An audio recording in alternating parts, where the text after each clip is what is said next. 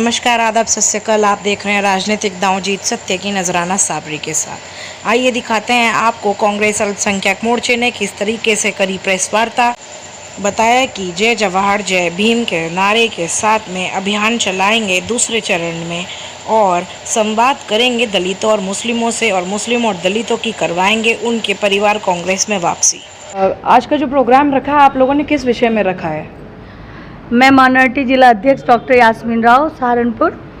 आज का प्रोग्राम हमारा जय जवाहर जय भीम स्लोगन के साथ हम चल रहे हैं। ये मुस्लिम और दलित संवाद के उसमें रखा गया है और हम चाहते हैं कि मुस्लिम और दलित समाज एक साथ आए और यही एक भाईचारा भी है और सबके लिए फ़ायदे की भी बात है। क्योंकि आपने देखा है हर बार सरकार क्या करती है, कोई भी सरकार हो, कोई भी सरकार यहाँ आती है, वो क्या करती है कि 4 साल के लिए दलितों को समझाती है, नहीं समझती है और 6 महीने में उनको सर्वे सर्वा मानकर उनके वोट हासिल करती है। लेकिन हम अब यही चाहेंगे कि कांग्रेस में वापसी आएँ, अपने घर वापसी करें और राहुल गांधी जी को प्रधानमंत्री बनाएं 2024 का। तो जैसे कि आप लोगों ने कहा कि प्रधानमंत्री बने राहुल गांधी जी, तो इसके लिए कितनी मेहनत आप लोग करेंगे? सोनू पठान जी। देखिएगा, हम तो निरंतर मेहनत करते आ रहे हैं पार्टी से, और पार्टी ने जो मिशन हमारा जो हमें फिलहाल प्रोग्राम दिया है, केवल ये दिया है कि आप जाएं और दलितों को जाकर बताएं कि दलित ही आपके सम्मान के अंदर है। और ये इस बात का प्रमाण भी है कि दलित परिवार से हमारे राष्ट्रीय अध्यक्ष मल्लिकार्जुन खड़गे जी हमारे राष्ट्रीय अध्यक्ष हैं, हमारे प्रदेश के अध्यक्ष बजलाल खाबरी जी दलित परिवार से हैं, हमारे प्रदेश के प्रभारी प्रदीप नरवाल जी दलित परिवार से हैं। हमें ये बचाकर उत्तर प्रदेश के खासकर दलितों को ये बताना है कि आप लोगों को जो सम्मान और जो इज्जत कांग्रेस के अंदर है वो कांग्रेस के अंदर ही मिल सकती है। सपा और बसपा केवल आपको वोट हथियाने का काम कर आपको बरगलाने का काम करती है। उसी प्रोग्राम को लेकर हम दलितों के बीच जाने का काम कर रहे हैं और ये हमारा साप्ताहिक प्रोग्राम है जिसके लॉन्चिंग 7 अगस्त को प्रेस के माध्यम से हुआ है और 13 अगस्त को इसका समापन होगा। और हमने 1 लाख लोगों को लगभग दलितों के परिवार को छूना है, जिसके लगभग 10 से 15 हज़ार लोगों को दलितों को हमने अभी संविधान पर चाय पर चर्चा पर हम प्रत्येक दलितों के परिवार के अंदर गए हैं। और हमारी पार्टी का एक ये भी हमें आदेश था कि आपकी प्रेस के अंदर एक दलित परिवार से भी मौजूद हो, तो हमारे लिए गर्व की बात है कि हमने दलित परिवार के पूर्व विधायक चमनलाल चमन जी के बेटे चेतन जी को हमने अपने साथ रखने का काम किया और ये हमें दलितों के उन परिवारों तक पहुंचाने का काम करेंगे जो दलित कांग्रेस की तरफ टकटकी लगाए देख बैठे हैं। धन्यवाद। चूँकि मोहम्मद आरिफ जी आप महानगर अध्यक्ष हैं, आपको क्या लगता है कि दलित परिवारों के बीच में अगर आप मेहनत करेंगे जाकर के तो वो लोग आपके साथ दोबारा से जुड़ने का काम करेंगे? देखो, हमारे जो प्रदेश महासचिव सोनू पठान जी ने भी आपको कहा है, माशाल्लाह आप भी देख रही होगी कि किस प्रकार से अल्पसंख्यक कांग्रेस यहाँ पर मेहनत करने का काम कर रही है।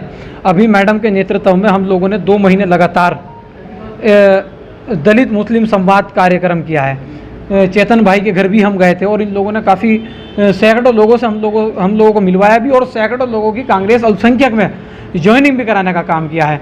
और अभी परसों हमारी लखनऊ मीटिंग थी, हम लोग सबसे नंबर 1 पर भी आए हैं पूरी प्रदेश कमेटी में। प्रदेश चेयरमैन ने हमारे प्रभारी की भी पीठ थपथपाई है, हमारे जिला अध्यक्ष को भी शाबाशी दिया और हमारी भी पीठ थपथपाने का काम किया है। तो इस टाइम हमारे अंदर जोश भी है, उमंग भी है, उत्साह भी है। इस पूरे सप्ताह के अंदर हम इंशाल्लाह पूरे 1 लाख लोगों से मिलने का काम करेंगे, क्योंकि हमारे साथ तो सबसे बड़ी दिक्कत यह है कि हमारी जिला अध्यक्षा लोकसभा का भी टिकट मांग रही है, तो हमें तो और ज़्यादा मेहनत करने का काम। ये दिक्कत की बात है? नहीं, दिक्कत नहीं, मैं बता रहा कि मेहनत और ज़्यादा करनी पड़ेगी, क्योंकि ऐसा है ना कि हम लोग कहने से ज़्यादा करने में विश्वास रखते हैं, इसीलिए हमें। आरिफ जी, जैसे कि आपने कहा आप कहने से ज़्यादा करने में विश्वास रखते हैं, आपने कहा कि बीजेपी ने अब तक के दलितों का और मुस्लिमों का उत्पीड़न किया, लेकिन उसी के साथ साथ देखा गया है जैसे सहारनपुर शहर के अंदर हमारा एरिया पड़ता है खाताखेड़ी, उसमें तकरीबन 1780 मकान बीजेपी ने मुस्लिम लोगों को अलॉट करे हैं और पूरे सहारनपुर में 25,000 मकान अलॉट हुए हैं, जिसमें से 14,500 मकान मुस्लिमों के हैं, बचे हुए मकान हिंदू फैमिलीज को गए हैं। अब देखो, तो इस बारे में क्या कहेंगे आप? हम बताते हैं। नहीं, सरकार हमेशा एक टारगेट तय करती है, चाहे वो कांग्रेस सरकार हो चाहे वो बीजेपी हो। अभी आपकी इस बात से मिसाल देता हूँ मैं, एक पार्षद हमारे पास आए कि जी मैंने 10 सड़कें बनवा दी। मैंने कहा कमाल तेरा 10 सड़कें बनवाने में नहीं है, 10 तो दूसरे वाले पार्षद ने भी सड़कें बनवा दी। कमाल तेरा जब था कि जब तू 10 से 15 सड़कें बनवाने का काम करता। सरकार ने एक टारगेट तय करा था कि 15,000 हम लोग मकान देंगे मुसलमानों को। अगर 15 से 50 देते जब थी बात, तो ये कोई इतनी बड़ी बात नहीं है। ये तो सारी और स्कीम निकालती है सरकार, और सारे ही कांग्रेस पार्टी ने मनरेगा निकालने का काम किया। कांग्रेस पार्टी ने बहुत सारी सुविधाएं दी मुसलमानों को, हिंदुओं को। ये एक चश्मा नहीं, प्रधानमंत्री सबका होता है, लेकिन प्रधानमंत्री हमें नहीं चाहिए मकान, आप मेवात का झगड़ा शांत करने का काम करो। हमें नहीं चाहिए मकान, आप मणिपुर का झगड़ा शांत करने का काम करो। हमें नहीं चाहिए मकान, आप हिंदुस्तान के अंदर एकता लाने का काम करो। हमें नहीं चाहिए मकान, आप हिंदुस्तान के अंदर बच्चों के अंदर नॉलेज को आम करो, इल्म को आम करो। हर चीज़ चुराई जा सकती है, घरों को तोड़ा जा सकता है, लेकिन इल्म को ना तोड़ा जा सकता है ना चुराया जा सकता है। हमारे बच्चे नॉलेजफुल हो तो वो अपना घर खुद बना सकते हैं। समझिए मैडम आप। इसी के साथ आप देखते रहिए राजनीतिक दांव जीत सत्य की। जय हिंद, जय भारत।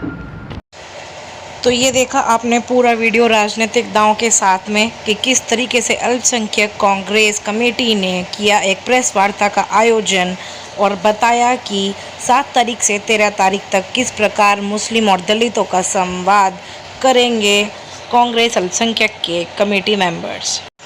राजनीतिक दांव की एक ही पुकार, सलामत रहे हमारा हिंदुस्तान।